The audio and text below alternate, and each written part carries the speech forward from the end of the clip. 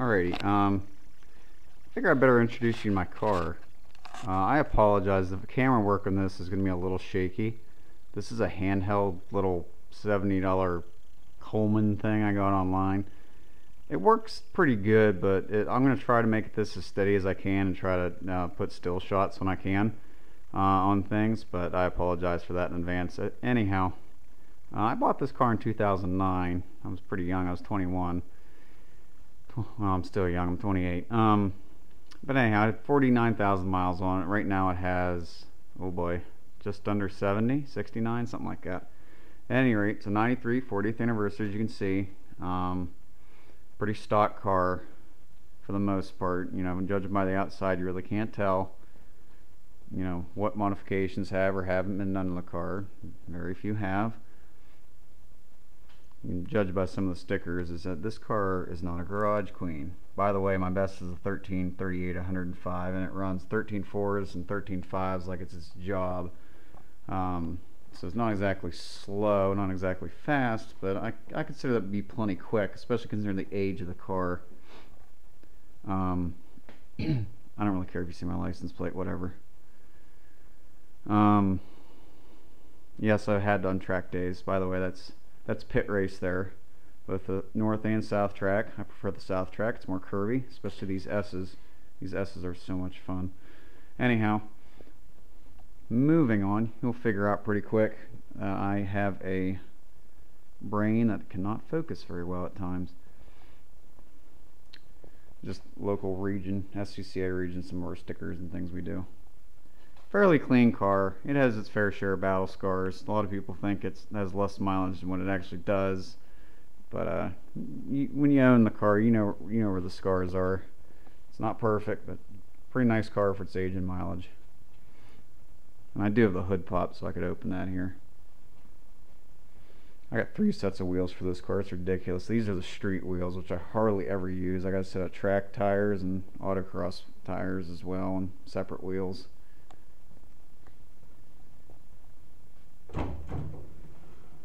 Obviously, if you've ever worked on an LTX C4, this is a familiar sight to you. I'm trying to think of modifications of this car. Coney shock absorbers. Ooh, fancy. Single adjustable sports. Huge difference in this car. This car was not a let me get a flashlight here. This car was a non-Z07 car.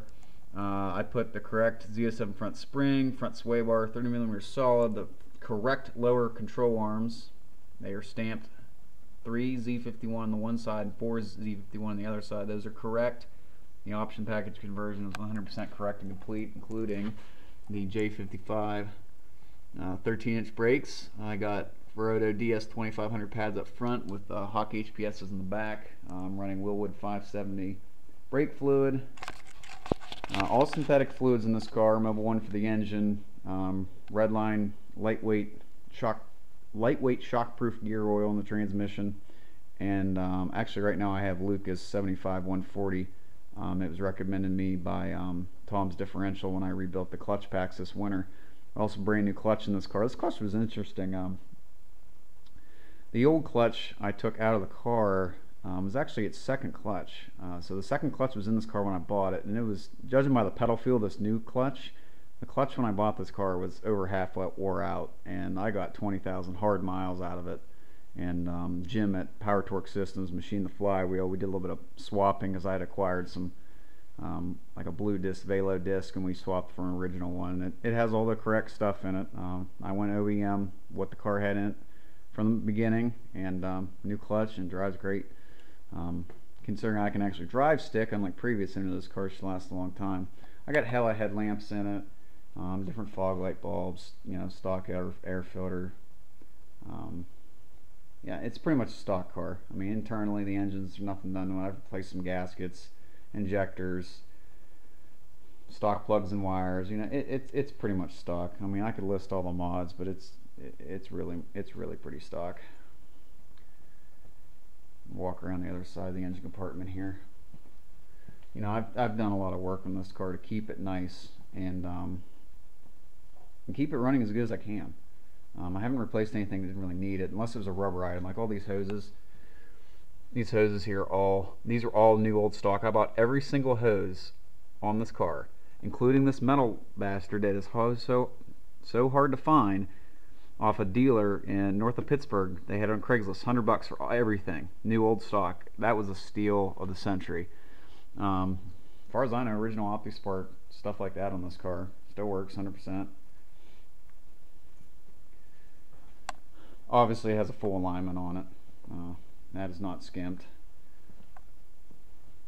A few little tricks. I wrote an article on and posted on Corvette Forum a while back, some of the things I've done in this car, and it's really pleased with it as far as handling goes. Anybody that drives this car cannot believe how good the car handles for a C4. But I think this proves that if you get the right parts, do your research, and set the car up properly, you don't have to spend a ton of money. You just got to do it right, and then magical things happen. Interior is pretty clean. There's a little bit of wear on the seat there, but it hasn't gotten worse since I've owned it. I think the lighting in here is going to be a little funky with this camera, but you get the idea. It's pretty low mile. Well, it's not low mileage. It's got 69,000 miles on it. It was the original FX3 car, as you can see there. It's a fully optioned car. It's a heavy pig. I think it's like over 3,300 pounds with a full tank of gas. So, oh, and for all you naysayers, this battery, this AC Delco sitting in here, I bought this car in 2009. That's still the same battery it was in. I have no idea how old it is. It's been on a Harbor Freight maintainer every winter, and I have had zero issues with it, and it still tests good. It still tests good, so keep it charged. It'll last a long time. Oh, almost forgot this. Braided steel, stainless steel hose from Doug Rippey Motorsports. I went through 2 stock replacement hoses in a month autocross in this car, and I said, you know what, enough's enough. It's a known failure item. This is the fix, period, end of story. It's a little bit of a pain because it goes through the belt, but you know what, I put a new belt on it and stuff because it needed it. I threw a couple of the double sides, so I converted it to a single side. There's actually a GM bulletin for that, TSB. Zero problems with that now, or since I did that. And with this on there, zero problems with power steering fluid. I consider this a safety issue.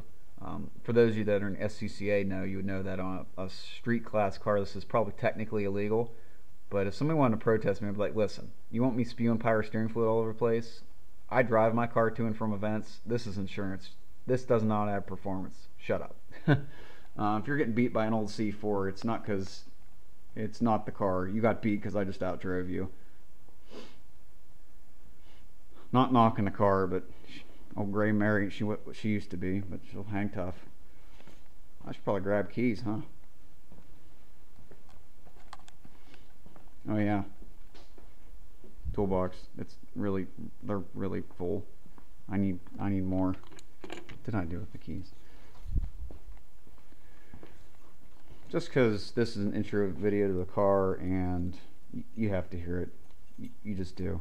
Just trust me on this one. People be asking what kind of exhaust system I have on. I guarantee it.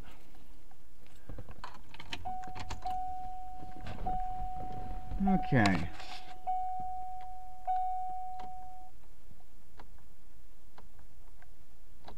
If I get the odometer pulled up here, yeah, 69,484. So.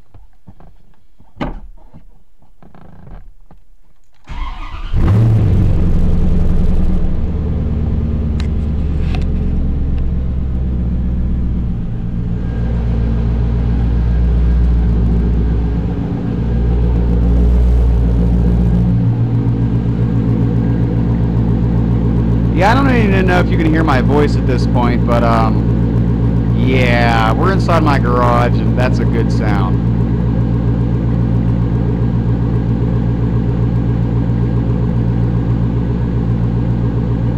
And if I'm smart, I should probably crack a few windows here.